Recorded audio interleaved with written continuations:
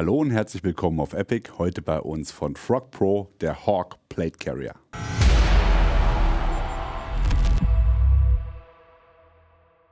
Auf der Enforce Tech 2023 haben wir bei Frog Pro gestoppt und haben dort uns das neue U-Lock-System angeschaut.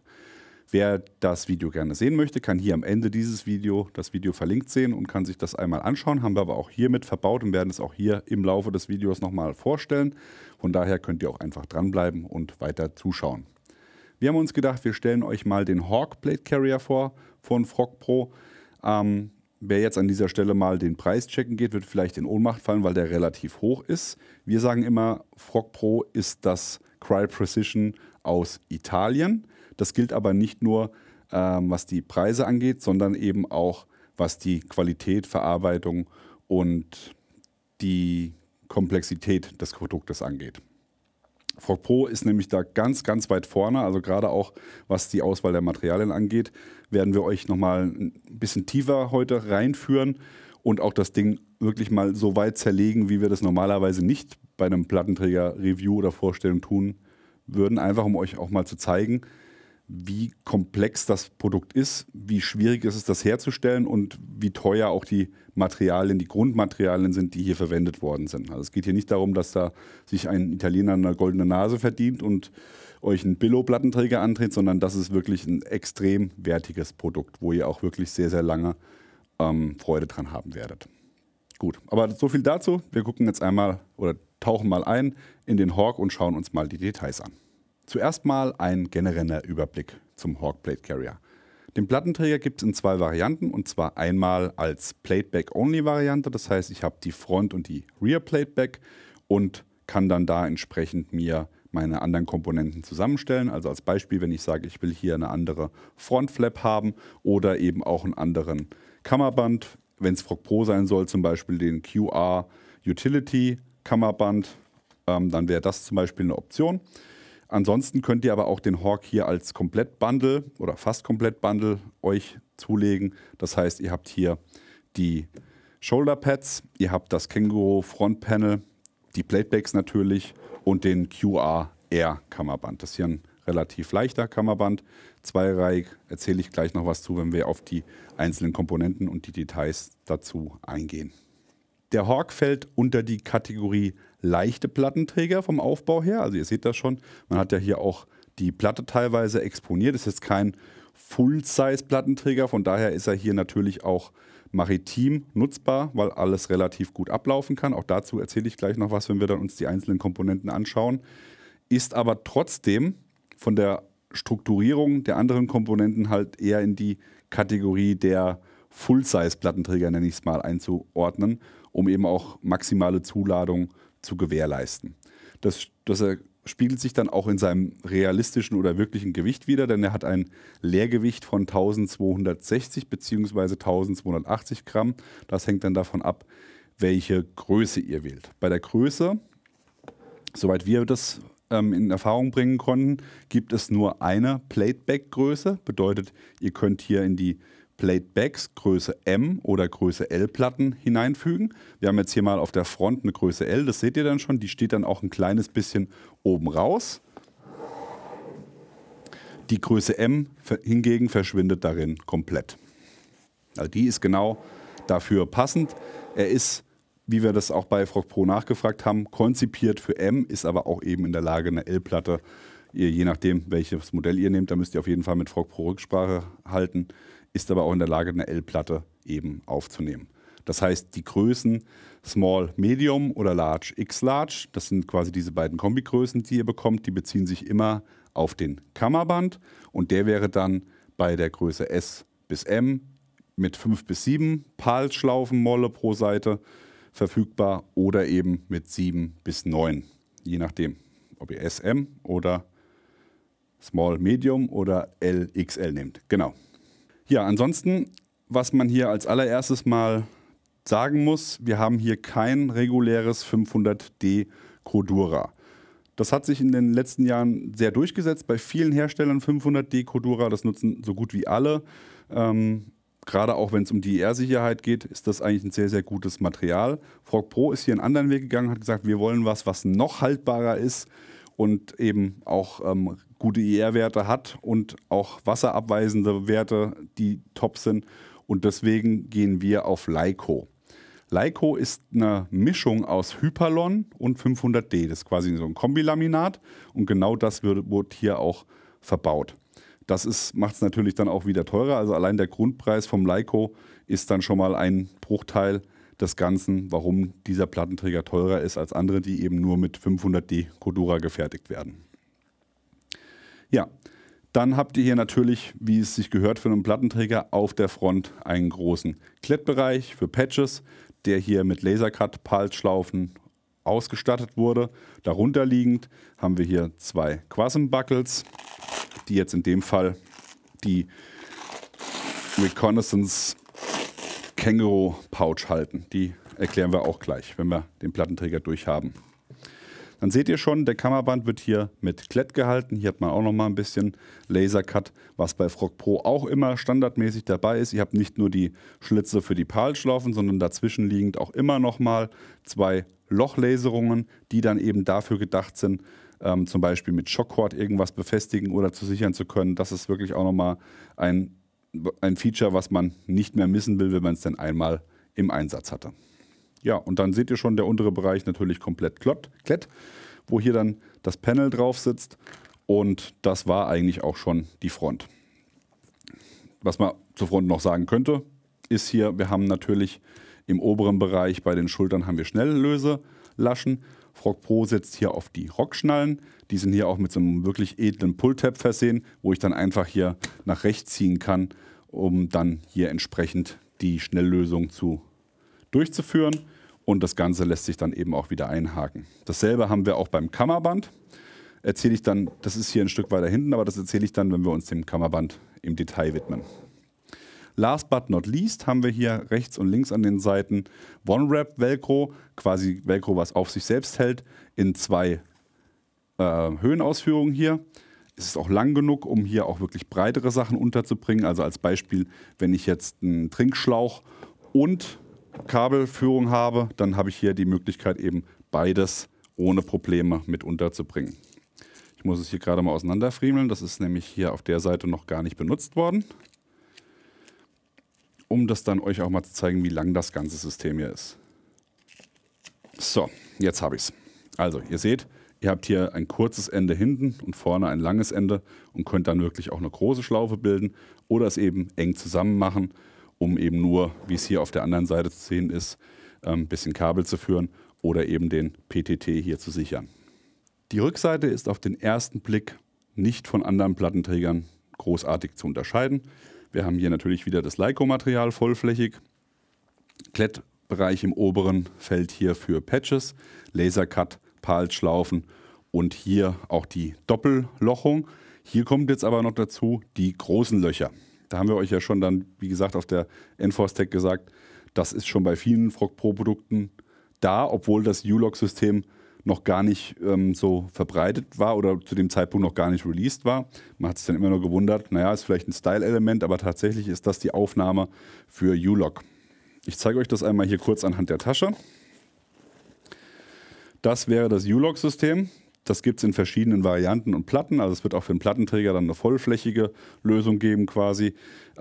Dass man das, wie bei anderen Herstellern, die das mit Zippern gelöst haben, hat man dann hier halt eben diese Platte, die man komplett aufsetzen kann. Und ihr seht, man kann das in Sekunden befestigen, wird mit Fitlock-Magneten und hier so einer schlauen Zugschnur realisiert. Das heißt, ich setze das nur auf, dann hält das in Position. Es ist jetzt natürlich nicht so, dass ich damit den Hang runterrutschen kann oder sonst. Also es ist schon sehr fest und hat eine hohe Festigkeit, aber es ist natürlich jetzt nichts, was so fest ist, wie wenn ich eine Molletasche einschlaufen will. Das ist es aber auch nicht, wenn ich jetzt hier mit Zippern arbeite. Das sollte einem bewusst sein. Und von daher ist es eine sehr, sehr schnelle Lösung, um eben auch Taschen wechseln zu können oder eben die Position zu ändern. Na, als Beispiel, ich hätte jetzt hier den Kammerband und habe hier dann, hier habe ich jetzt leider nur zwei montiert, aber das reicht jetzt mal für die Demonstration. Hätte ich die Tasche hier am Kammerband, könnte ich das jederzeit schnell lösen, wenn ich hier am Pull-Tab ziehe und kann das dann vom Kollegen hinten am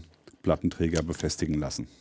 Das U-Lock-System mit den Fitlock-Magneten lässt sich hier einfach abschrauben. Das ist eine zweiteilige Komponente. Das heißt, ihr seht, das geht auch wirklich schnell.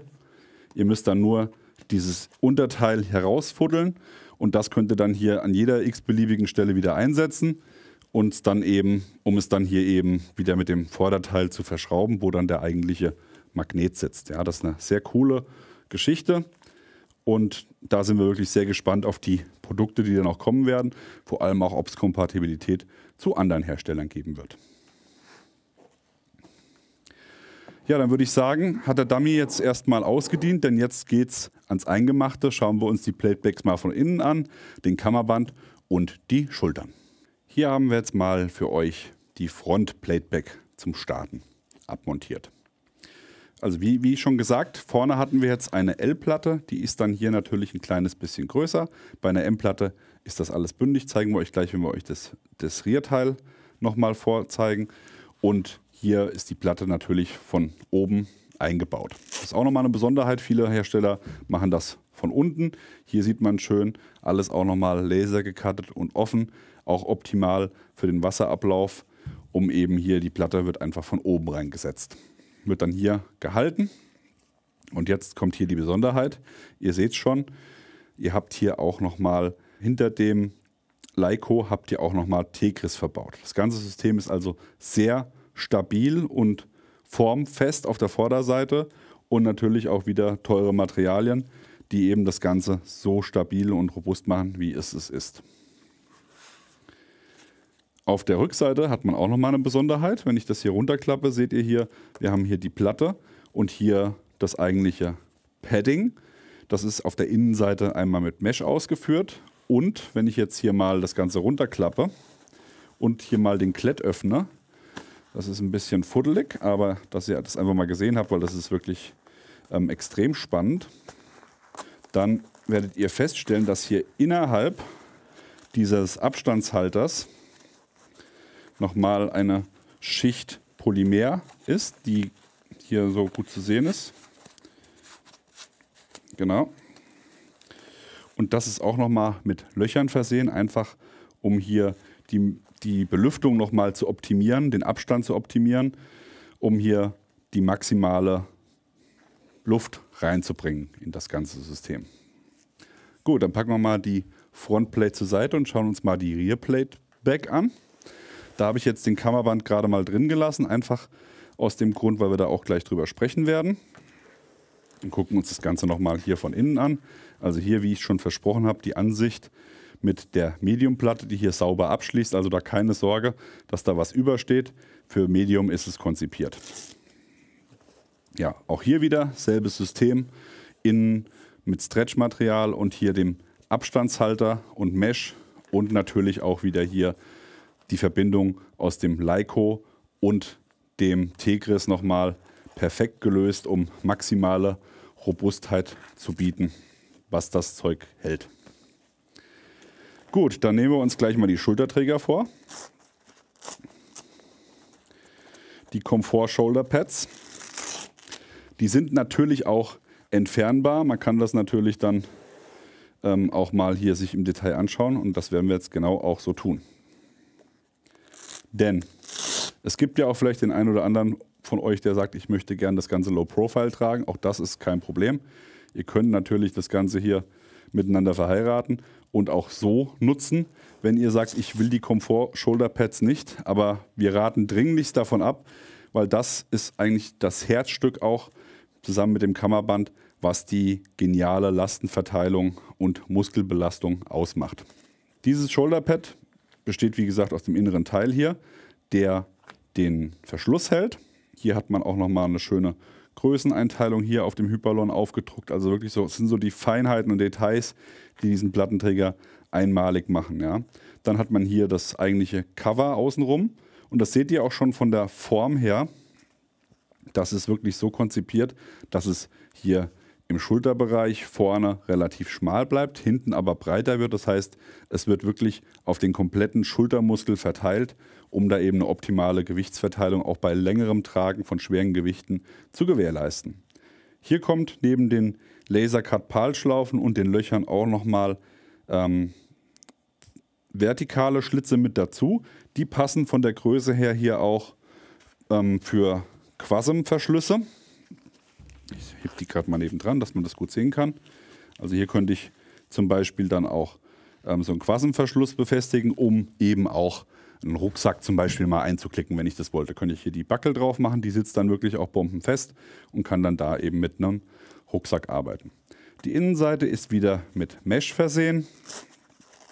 Und natürlich wollen wir auch hier nochmal einen Blick hinter die Kulissen werfen und schauen uns mal an, was hier Frog Pro reingezaubert hat. Und zwar ist hier auch ein mehrteiliges System vorhanden, was den Komfort gewährleistet, bestehend aus einer Einlage hier aus Polymer und dazu kommt nochmal eine Lage Schaumstoff. Das Ganze gibt dann extrem gute Struktur und dadurch, dass die Schaumstofflagen hier, die hier drin sind, dieses Plastik in der Mitte einfassen, habe ich nirgendwo Druckpunkte und natürlich eine perfekte Strukturierung und Lastenverteilung auf die Schultern. Dann können wir uns jetzt den Kammerbands oder Kummerbünden widmen.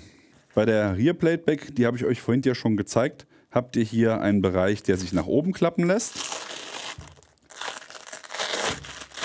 Und dort seht ihr dann die Fixierung des Kammerbands. Und das ist hier auch nochmal eine sehr schöne Sache. Ich zeige euch hier gerade nochmal ein Bild eingeblendet, dass man gerade auch mit dem QR-Kammerband schön die Höhe variieren kann. Das heißt, ihr könnt hier entweder ganz hoch oder ganz tief aufbauen und vorne auch genauso. Das heißt, ihr könnt die Höhenverteilung der Platten von vorne und hinten ein bisschen variieren mit dem schmalen Kammerband. Das ist wirklich immer eine coole Sache, wenn das der Hersteller denn die Möglichkeit gibt und das Ganze eben auch schnell verstellbar ist.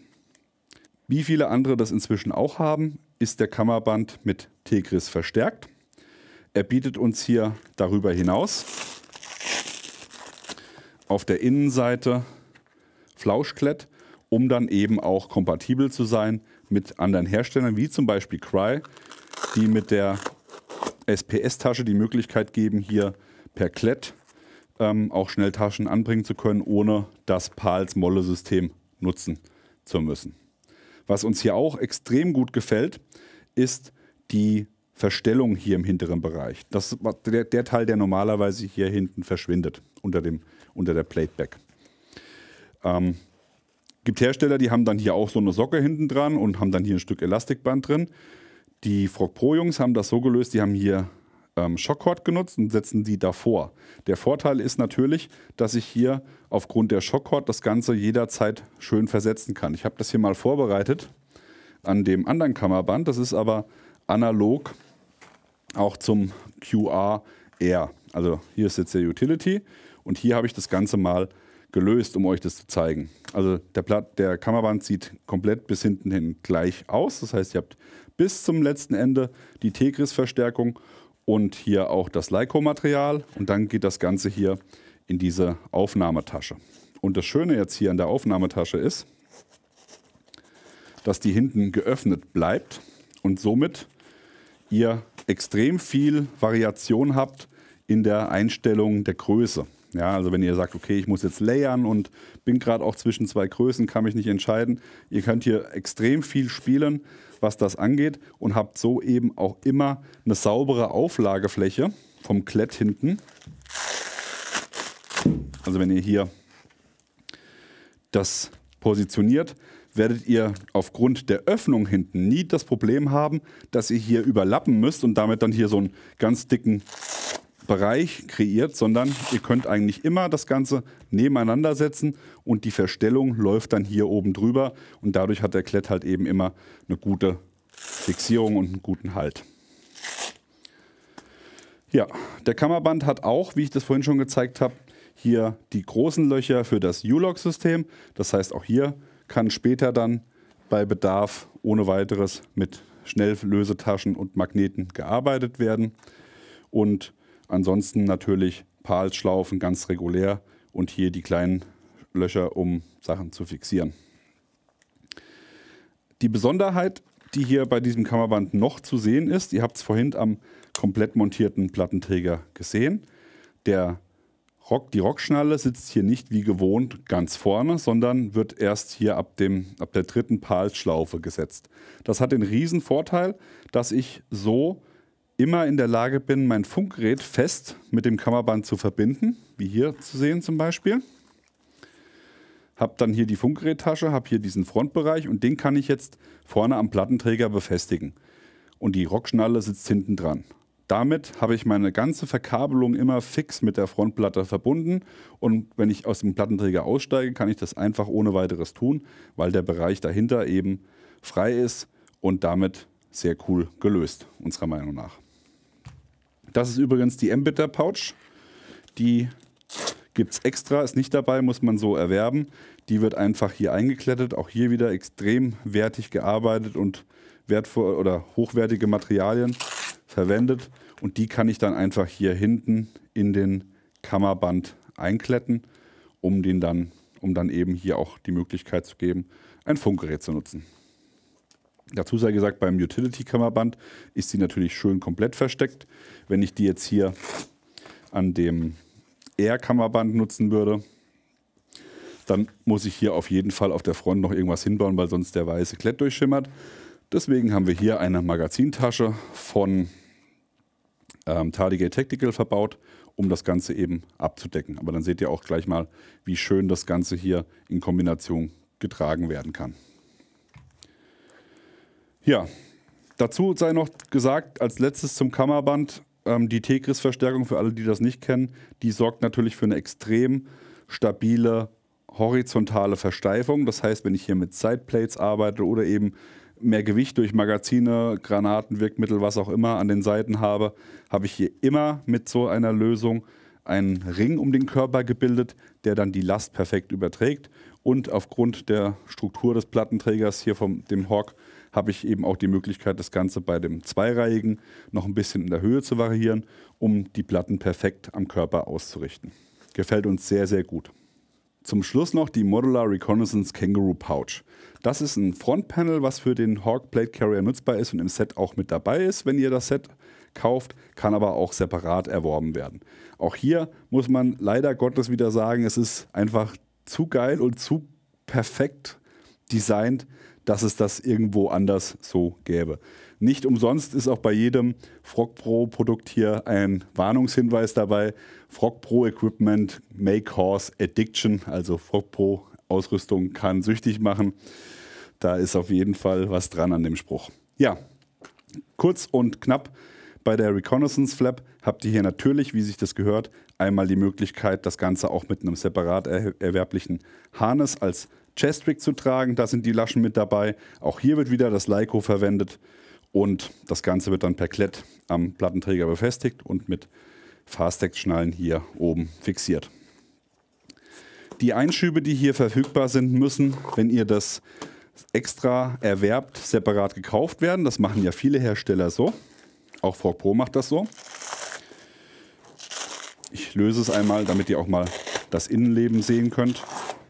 Das sind dann quasi einzelne Inserts, was wir sehr, sehr cool und wichtig finden, denn viele Hersteller bieten euch einfach so eine Triple-Lösung an, wo einfach dann 3 Magazine miteinander verbunden sind. Hat immer den Nachteil, es ist wie ein Brett auf der Brust. Die Platte ist ja leicht gebogen und der Plattenträger dementsprechend auch. Das heißt, das Frontpanel sollte auch ein bisschen mitarbeiten und das habe ich auch hier bei dem Frog Pro genauso, denn durch die einzelnen Magazineinschübe hier ist es natürlich perfekt gelöst. Jedes Magazin ist für sich hier eingefasst, wird hier mit Elastik noch mal ein bisschen gehalten. Das Hyperlon hier auf der Innenseite sorgt für die notwendige Reibung, für den Widerstand beim Ziehen, dass auch nichts einfach rausfallen kann. Und unten ist hier alles schön wieder offen, damit hier alles ablaufen kann. Die Bungee-Cord-Lösung ist auch separat erhältlich für alle, die sagen, ich will noch mal eine zusätzliche Sicherung haben. Und auch das ist wieder weiter gedacht, als es viele andere tun, denn viele andere machen einfach nur einen Knoten rein und damit ist es dann erledigt. Sobald irgendwie die Magazingrößen sich ändern, muss ich wieder verstellen. Hier kann ich jederzeit in der Mac-Tasche schön an der Seite hier, ohne dass es stört, mein Magazin einsetzen, kann die Sicherung oben festmachen und kann dann hier mein Kordel nehmen und kann das hier nochmal verstellen. Genauso eng oder weit, wie ich das haben will. Oben ein schöner Pull-Tab aus Cordura. Genauso soll es sein. Finden wir leider geil. Zum Leica-Material haben wir hier für euch nochmal eine Aufnahme mit dem Nachtsichtgerät unter IR. Hier sieht man auch sehr schön, wie das Oberteil reflektiert und das Leica nicht. Das war die Vorstellung des Hawk Blade Carriers von Frog Pro. Wir finden, er ist seinen Preis absolut wert. Also alleine, was hier die Innovation und die Qualität der Verarbeitung sowie die ausgewählten Materialien angeht. Natürlich ist es ein Haufen Geld und natürlich kann man auch für 30 oder 40 Euro sich einen Plattenträger kaufen, der genau das tut, was ein Plattenträger tut, nämlich die Platten zu halten. Aber denkt immer daran, es kommt ganz darauf an, was ihr natürlich damit macht. Wenn euer Leben daran hängt, dass wirklich alles immer in der Position bleibt und ist, wie es sein soll, egal in welcher Situation, dass ihr immer Zugriff auf eure Magazine habt, dass die Platten immer sauber auch gehalten werden, dass da nichts kaputt geht und vor allem, dass ihr hier etwas habt, wo der Komfort nochmal nach oben gehoben wird. Ja, also klar, mit einem 30-Euro-Plattenträger kann ich auch kämpfen gehen. Der hält dann aber vielleicht auch nur kurz und wird auch extrem unbequem nach einer Stunde. Hier hat man für einen Plattenträger, der kein Harness-System benutzt, wie es zum Beispiel der AVS tut, wirklich einen extrem hohen Tragekomfort. Da werden wir euch auch nochmal im Dauertest ein paar mehr Details dazu geben. Aber der ist wirklich sehr, sehr weit vorne, was das angeht. Wir würden sagen, das ist der Goldstandard aus Europa, was den Komfort bei Plattenträgern angeht. Ja, bekommt ihr bei Regan Company sowie auch alle Zubehörprodukte, die wir euch heute gezeigt haben und auch andere Produkte von Frog Pro, einfach mal reinschauen. Der Link zu Regan Company ist unten eingeblendet. Was sagt ihr dazu? Bitte eine ehrliche, offene und faire Kommentarkultur in den Kommentaren. Was wir nicht wollen, ist Gebäsche über den Preis. Da sind wir uns alle einig, der ist hoch. Aber einfach, ist er gerechtfertigt, fair, ja, nein. Seid bitte so nett und kommentiert dazu. Das würde uns sehr freuen. Es ist bestimmt auch interessant für den Hersteller, das mal zu wissen. Und ansonsten natürlich, wenn ihr Erfahrungsberichte schon da mit dem Plattenträger oder anderen Produkten von Frog Pro habt, auch gerne rein in die Kommentare damit. Ja, ansonsten wie immer an dieser Stelle liken, Abo, Glocke klicken, wir sind raus. Bis dann, macht's gut. Bye, bye.